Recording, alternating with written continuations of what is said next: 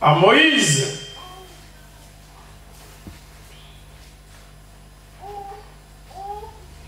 Vous serez pour moi un royaume de sacrificateurs et une nation sainte. Voilà les paroles que tu diras aux enfants d'Israël. Alléluia. C'est Dieu qui parle à Moïse. Il dit, voilà les paroles que tu diras à l'église eux-mêmes. Aujourd'hui, Dieu m'a envoyé aussi devant vous pour vous adresser cette parole.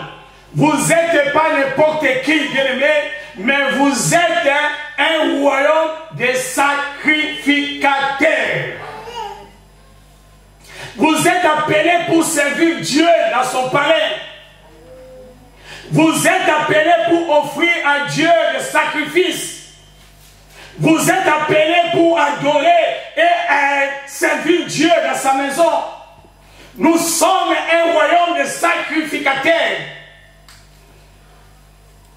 Voilà ce que nous sommes. Et dans le livre d'Ésaïe 61, Ésaïe ajoute et dit,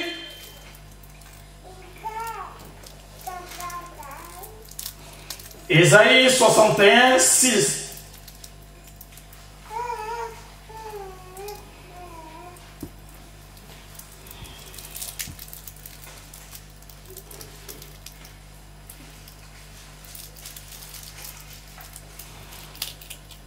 Mais vous, on vous appellera sacrificateur de l'Éternel et on vous nommera serviteur de notre Dieu. Vous mangerez les richesses des nations et vous vous glorifierez de leur gloire au lieu de votre aux pauvres. Vous aurez une portion double au lieu de l'ignominie. Ils seront joyeux de leur part. Ils posséderont ainsi le double dans le pays et leur joie sera éternelle. Voilà ce que nous sommes. Alléluia. On nous appellera sacrificateurs. Nous sommes tous sacrificateurs. Parce que Jésus a fait de chacun de nous un sacrificateur. Et parce que nous sommes sacrificateurs, Ésaïe dit, on nous appellera serviteurs de l'Éternel. Regarde celui à côté de toi, dis-le que tu es serviteur de Dieu. Dis-le que tu es serviteur de Dieu. La Bible dit qu'on vous appellera serviteur. Et on est serviteur quand on sert Dieu. Et parce qu'on est serviteur, la Bible dit, vous mangerez la richesse de ce monde. Nous allons gagner la richesse de ce monde parce que nous sommes des serviteurs de Dieu. Et nous serons glorifiés de sa gloire. Nous sommes dans l'année de la gloire parce que toi tu es dans le royaume des sacrificateurs et parce que nous sommes des serviteurs de Dieu. Cette année nous allons vivre la gloire de Dieu. Tu vas vivre des choses que tu n'as jamais vécues dans ta vie. Tu vas vers la main de Dieu comme tu n'as jamais vu dans ta vie. Amen. Tu vas expérimenter quelque chose que tu n'as jamais expérimenté. Parce que tu es serviteur du grand roi. Amen. Alléluia. Amen. Au lieu de aux pauvres, vous aurez une portion double. Aux pauvres signifie seulement la honte. Au lieu de la honte, vous aurez une double portion. Double portion. Vous gagnerez double, bien-aimés. Si le monde gagne, nous allons gagner double que le monde. Nous ne sommes pas appelés à la honte. Nous ne sommes pas appelés à la désespoir. Nous ne sommes pas appelés dans des problèmes, dans des soucis, dans la maladie. Mais nous sommes appelés à travailler pour gagner double. Dites Amen. Amen. Voilà ce que nous sommes. Un royaume de sacrificateurs. Un royaume de mise à part. Un royaume de personnes que Dieu a choisi. Mais en tant que sacrificateur, nous avons des règles et des devoirs à respecter. Nous avons aussi une manière à respecter pour servir Dieu. Je veux vraiment que cette année, que chacun de nous puisse comprendre qui est vraiment exactement. De dire qui je suis devant Dieu. De comprendre que tu n'es pas n'importe qui devant Dieu. Lévitique chapitre 21.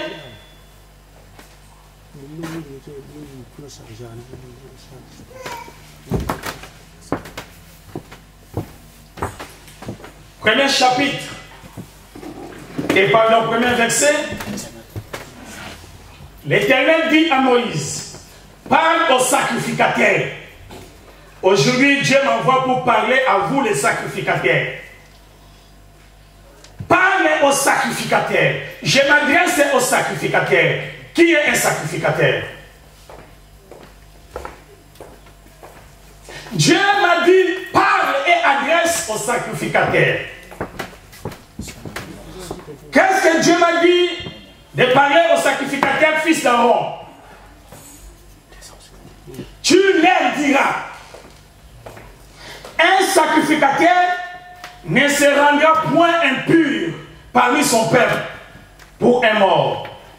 Excepté pour ses plus proches parents, pour sa mère, pour son père, pour son fils, pour son frère, et aussi pour sa sœur encore vierge, qui le touche de près lorsqu'elle n'est pas mariée.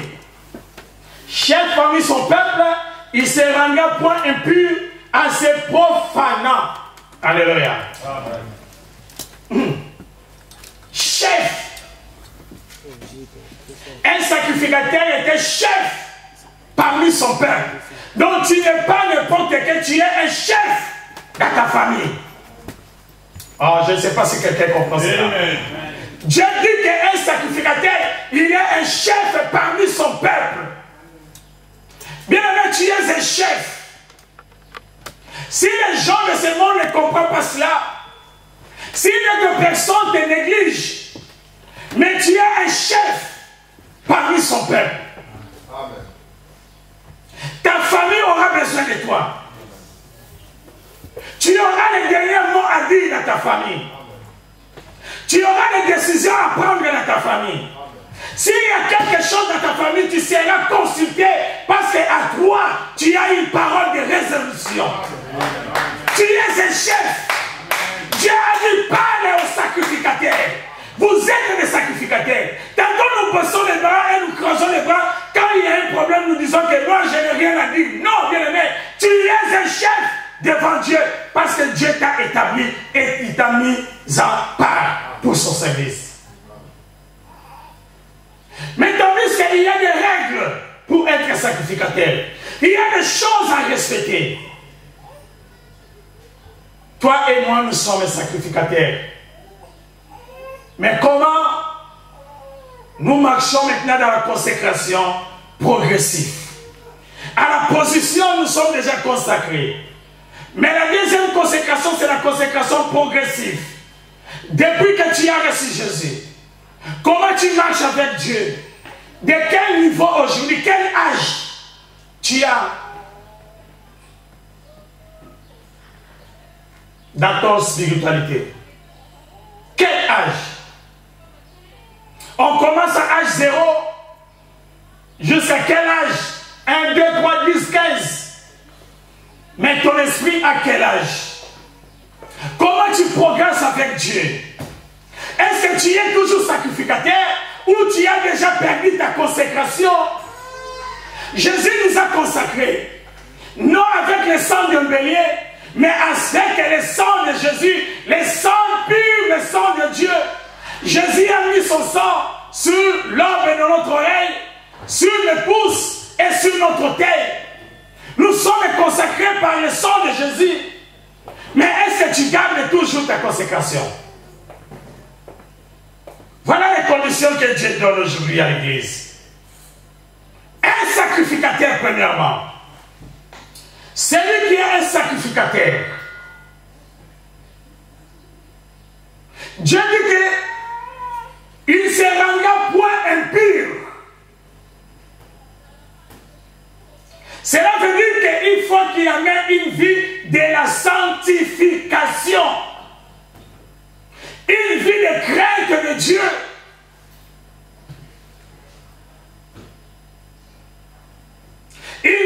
se donner au péché.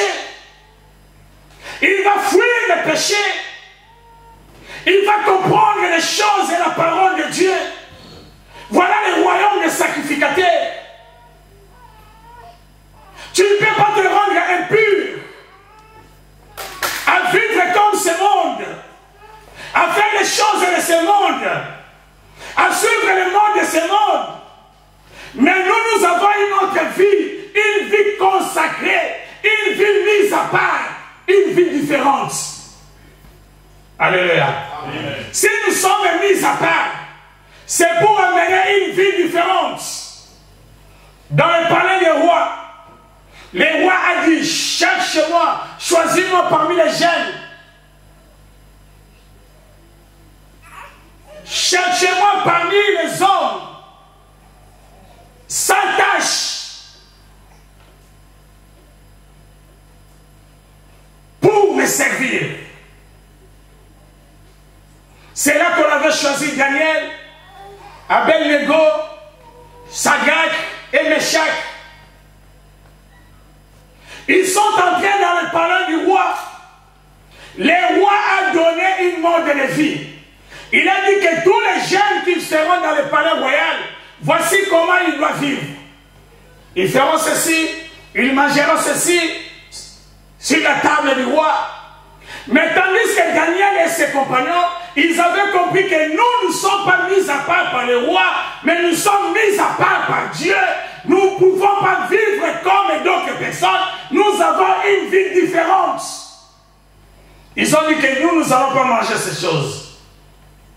Le roi a dit, donnez-leur de la viande, du vin, tout ce qui est bon pour qu'ils soient en bonne santé, afin qu'ils me servent.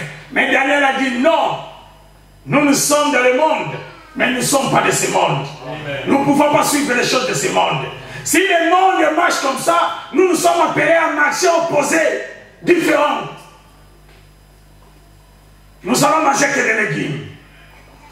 Et on verra, entre ceux qui ne servent pas Dieu et ceux qui servent Dieu, on verra à la fin la différence. Gardez la sanctification. Nous ne pouvons pas demeurer comme les gens de ce monde. Dieu dit à Moïse, dit à Aaron et ses enfants, la première des choses, Aaron et ses enfants, ils ne pouvaient point ni jamais boire du vin lorsqu'ils entrent dans la tente d'assignation, parce qu'ils sont des sacrificateurs. Un sacrificateur, le Dieu, ne peut pas boire du vin, des boissons innovantes, de l'alcool, parce qu'il est sacrificateur, il est saint, il est consacré. Il ne peut pas être impur devant Dieu.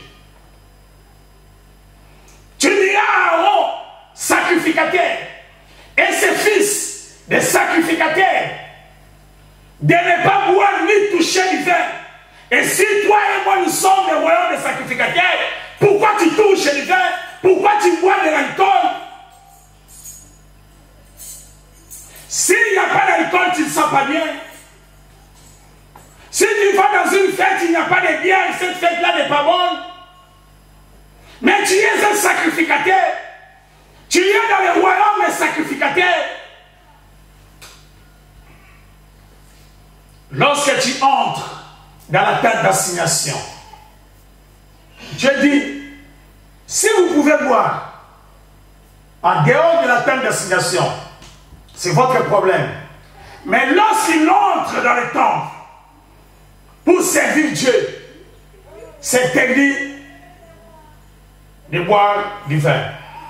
Suivez-moi très bien. Dieu n'a pas interdit de boire du vin. Mais il a dit à Aaron et ses enfants, les sacrificateurs, ils ne peuvent pas boire du vin, ni toucher du vin lorsqu'il entre dans la tente d'assignation. Donc ça veut dire qu'Aaron et ses enfants, quand ils viennent dans le temple de Dieu pour servir Dieu, ils ne pouvaient pas boire du vin. Or qu'aujourd'hui, toi et moi, nous sommes aussi des sacrificateurs parce que Jésus a fait de nous un royaume de sacrificateurs. Nous sommes appelés aussi à servir Dieu dans son temple. Aaron servait Dieu dans le tabernacle de Moïse avec ses enfants. Or que la Bible dit aujourd'hui, Dieu n'habite plus dans les temples construits par les mains d'hommes. Mais Dieu habite dans une maison construite par lui-même, qui est ton corps. Amen. Alléluia. Aujourd'hui, ton corps est le temple du Saint-Esprit. Aujourd'hui, ton corps est le temple de Dieu. Car Aaron ne pouvait pas boire du vin lorsqu'il entrait dans le temple de Dieu, et toi aujourd'hui tu es comme tu es aussi sacrificateur, tu ne peux pas boire du vin lorsque tu entres dans le temple de Dieu qui est ton corps. Je ne sais pas si quelqu'un m'a compris. Dieu a interdit à Aaron, tu ne peux pas boire du vin lorsque tu entres dans la tente d'assignation, parce que tu es sacrificateur. Donc si Aaron, suivez-moi très bien, si Aaron dans sa maison, avec sa femme, avec ses enfants, il pouvait boire du vin, c'était son problème. Mais le jour du service, quand il vient maintenant dans le tabernacle de Moïse, pour aller servir Dieu, là il y a l'interdiction. Alléluia. Parce qu'il se présente devant Dieu. Dieu dit de père qui meurt. Lévitique. Prenons ça dans le Lévitique, chapitre 10.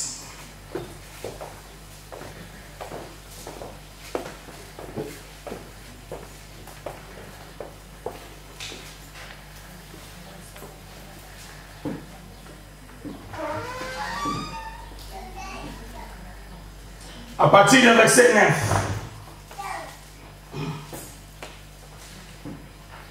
L'Éternel parla à Aaron et dit: tu ne boiras ni vin, ni boisson enivrante, toi et tes fils avec toi, lorsque vous entrerez dans la tente d'assignation, de peur que vous mourrez.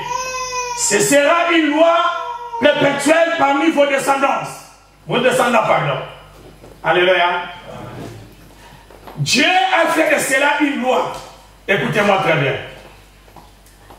Cette interdiction, Dieu a fait de cela une loi.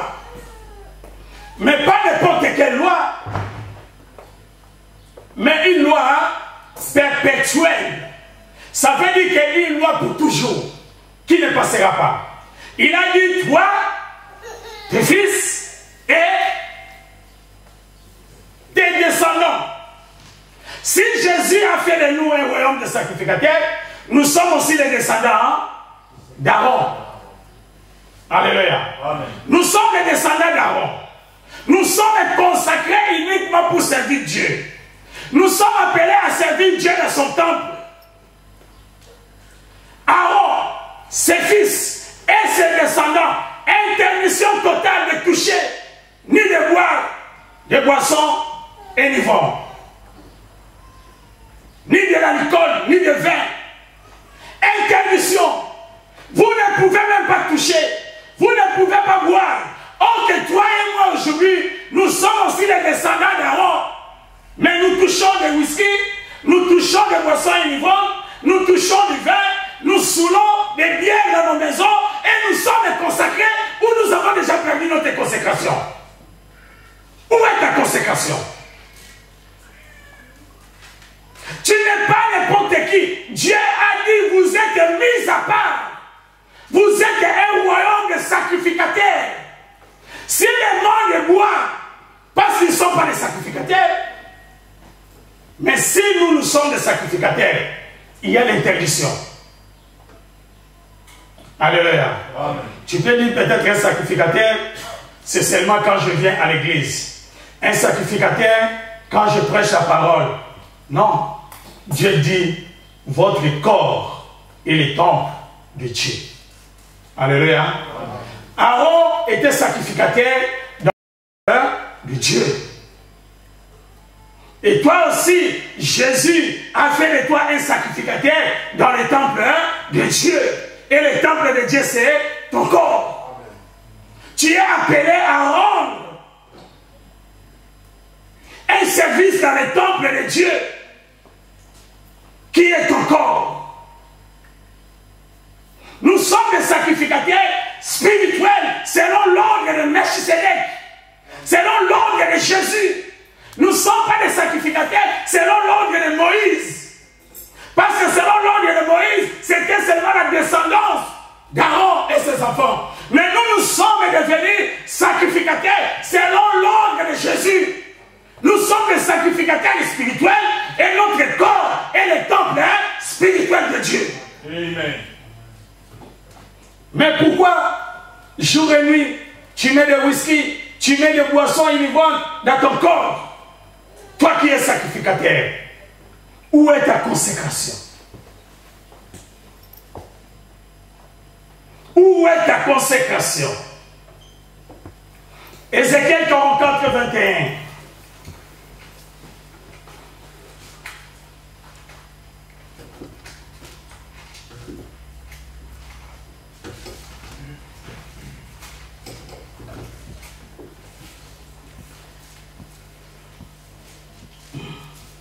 Aucun sacrificateur, écoutez-moi très bien, aucun, sans exception, aucun sacrificateur ne boira du vin lorsqu'il entrera dans le parvis intérieur. Aucun, sans exception.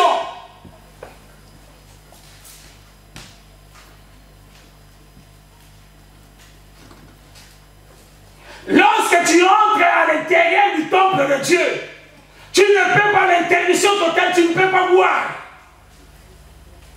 Jésus dit, si tu veux prier, entre dans ton corps, entre dans ta chambre et ferme la porte de ta chambre.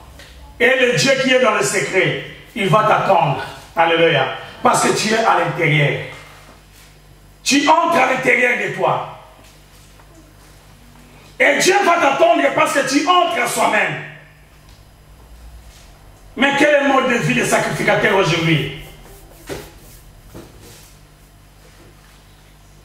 Où est la différence, bien-aimé? Jésus a dit que nous sommes dans ce monde, mais nous ne sommes pas de ce monde. Si le monde boit, nous aussi les sacrificateurs, nous vivons. Où est la différence?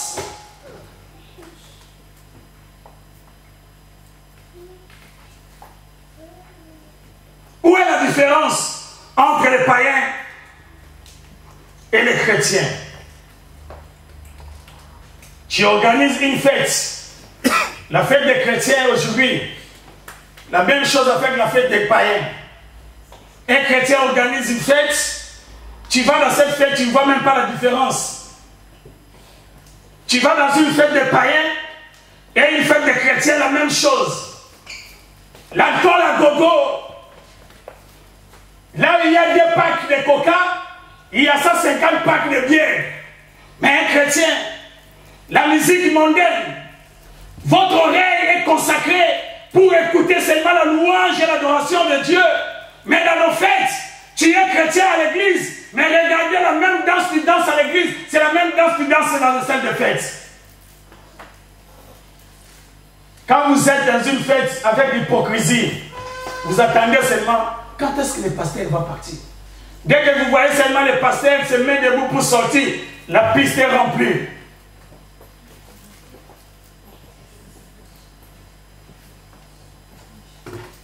Je bénis notre enfant, mon petit enfant qui danse ici.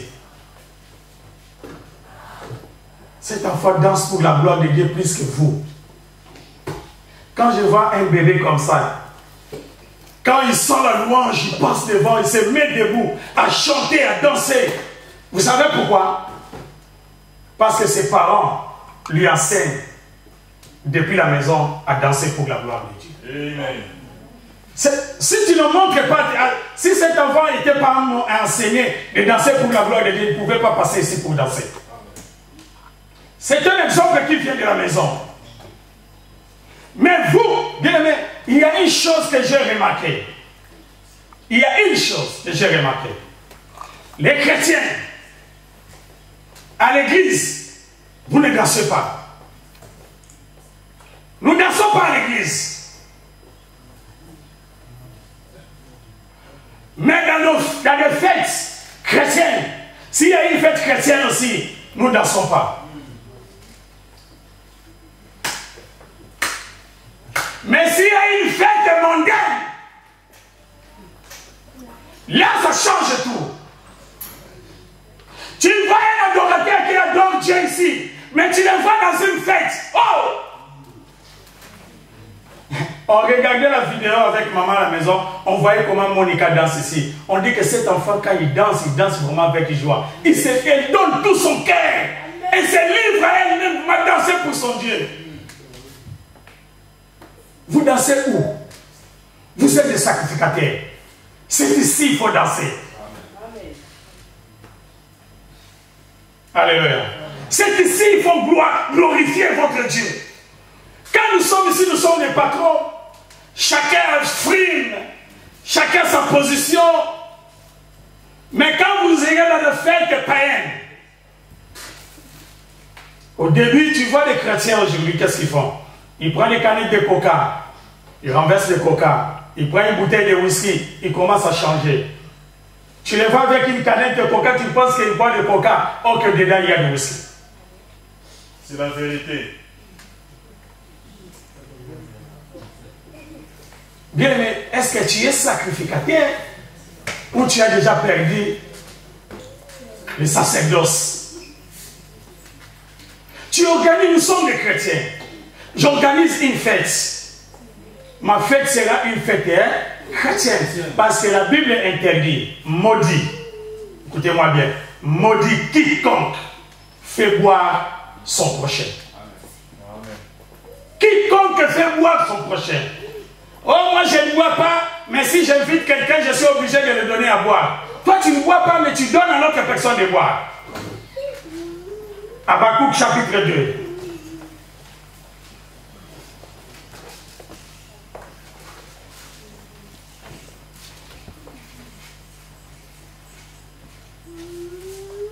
Habakkuk chapitre 2, verset 15.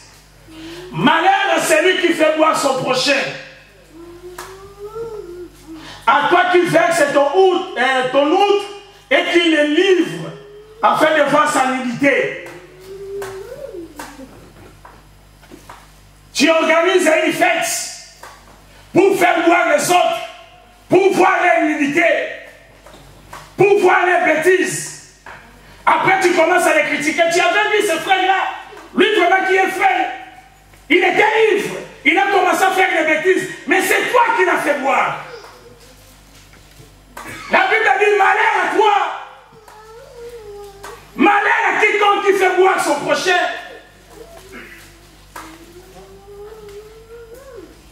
Vous êtes des sacrificateurs. Dans cette année de la gloire bien-aimée, il faut que nous changeons notre façon. Gardez notre sanctification devant Dieu. Pourquoi? Proverbe chapitre 20 nous dit l'alcool ou le vin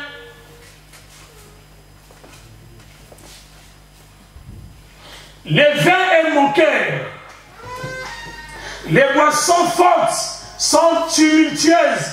Quiconque a fait excès n'est pas sage. Et le Proverbe 23, il dit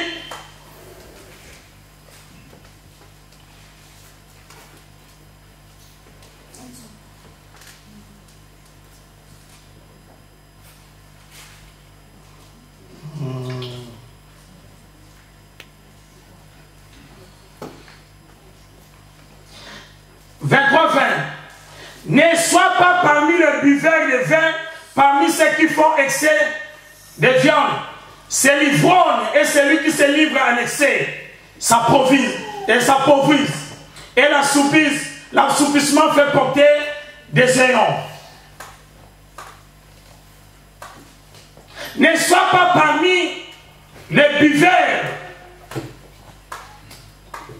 Nous les sacrificateurs, nos amis, nos connaissances, ce sont des buveurs, les gens qui boivent. Mais toi, où est ta sanctification? Où est ta consécration? Voilà les conditions que Dieu donne à Moïse pour les sacrificateurs. Il dit, dis à Aaron et ses enfants, vous êtes appelés à servir dans le temple et dans les tabernacles. Mais lorsque vous entrez dans la tente d'assignation, c'est l'interdiction de boire le vin et les boissons fortes. Tu es un sacrificateur. Je suis un sacrificateur. Nous sommes un royaume de sacrificateurs. Et nous sommes des descendants d'Aaron. Si Aaron et ses fils, il y avait l'interdiction, et Dieu a dit, ça sera une loi perpétuelle pour ces... Alléluia. Deuxième point. Un sacrificateur garde sa nudité. Un sacrificateur garde sa nudité. Nous sommes un royaume de sacrificateurs. Tu es un sacrificateur. Mais pourquoi tu livres ta nudité? Tantôt ça fait honte. Tu vois un frère, une sœur qui vient à l'église mal habillé. Quand il fait tomber quelque chose, il sait le ramasser. Tout son dos dehors, sa nudité dehors, mal habillé, décolleté. Tu parles devant le pasteur, tout est sain dehors, ta nudité est livrée. Un sacrificateur est appelé. C'est pour cela que Dieu a demandé à Moïse un tenue correct pour le sacrificateur. Alléluia. Dans Exode chapitre 28, Dieu a dit, Moïse, dit au sacrificateur, il ne pouvait pas s'habiller n'importe comment. Un sacrificateur. Dieu dit, fais approcher de toi Aaron, ton frère et ses fils. Prends-les parmi les enfants d'Israël pour les consacrer à mon service dans le sacerdoce. Aaron et ses fils, Nadab, Abihu, Éléazar et Itamar. Tu feras à Aaron, ton frère, des vêtements sacrés et sacrés. Le vêtement sacré pour marquer sa dignité et pour lui servir de parure. Alléluia. Bien aimé, tes vêtements, la manière dont tu t'habilles, c'est pour marquer ta dignité. Si tu es mal habillé, bien aimé, on va se moquer de toi. On va te critiquer. Est-ce que tu es sacrificateur ou non? Dieu a dit, Moïse, montre à Aaron de la manière dont il doit commencer à s'habiller. Une maman de 60 ans mal habillée. Un homme de 50 ans mal habillé. Quelle est la tenue des sacrificateurs? Dieu a dit, vous devez garder la dignité pour votre sacerdoce. Tu mettras à tous ceux qui sont habiles, à qui j'ai donné un esprit plein d'intelligence, et ils feront des vêtements sacrés pour Aaron, qu'ils soient consacrés et qu'ils exercent mon sacerdoce. Voici les vêtements qu'ils feront. C'est Dieu qui donne maintenant les conditions.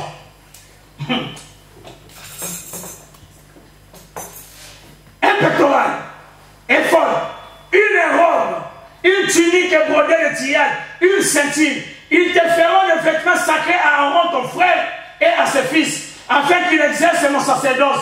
Il emploiera l'or et les étoffes. Ils feront les formes d'or, des fils bleus, pourpre, poimassi, et de fer rétorque sera activement travaillé. Alléluia. Amen. Et dans le verset, dans le chapitre 29,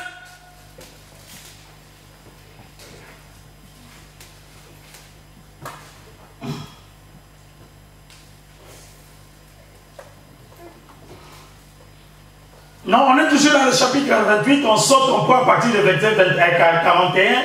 Il dit, tu avertiras Aaron ton frère et ses fils avec lui. Tu les oigneras et tu les consacreras, tu les sanctifieras et ils seront à mon service dans les sacerdoces. Fais-leur des caleçons de laine pour couvrir leur nudité. Ils iront depuis les reins jusqu'aux cuisses. Alléluia. C'est Dieu qui monte. C'est là pour couvrir la nudité d'un enfant de Dieu. Nous ne sommes pas de n'importe qui. Si les saints seulement les mains le pantalon ici, nous aussi les chrétiens nous commençons à mettre les pantalons ici. Si les saints seulement les mettent des caleçons comme ça, nous aussi nous commençons à mettre les caleçons comme ça. Dieu a dit nos caleçons. C'est pour couvrir tout notre corps.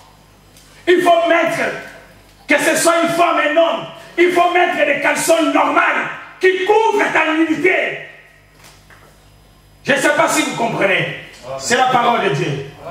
Imaginez, permettez-moi de vous dire, quelqu'un qui a mis des strings, il n'a pas couvert sa nudité. C'est la parole de Dieu, regardez-moi, ne mettez pas la tête par terre. Parce que quand tu mets des strings, tous tes faits sont dehors. Tu n'as pas couvert ta nudité.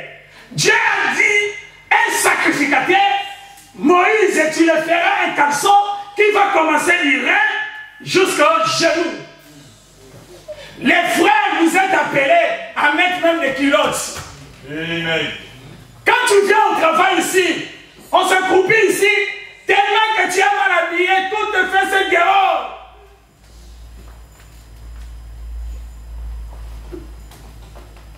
Est-ce que tu es sacrificateur? Ton corps est livré comme ça. Parce que nous suivons les choses de ce monde. Je mets ma petite culotte, je prends un serre-corps, je le fais filer bien serré et je mets mon pantalon. Même si mon pantalon essaye de baisser, je sais que mon caleçon est couvert. Juste ici. C'est la vérité. Quelqu'un qui met un pantalon de jean, il fait sortir les caleçons juste ici au rein et les pantalons ici. Tu veux voir quoi? Parce que ton slip là, on a écrit Armani, on a écrit le nom de je ne sais pas des stars. Quand tu vas, il commence à faire ça exprès comme ça pour que vous voyez les griffes. Vous êtes des païens. Amen. Il faut couvrir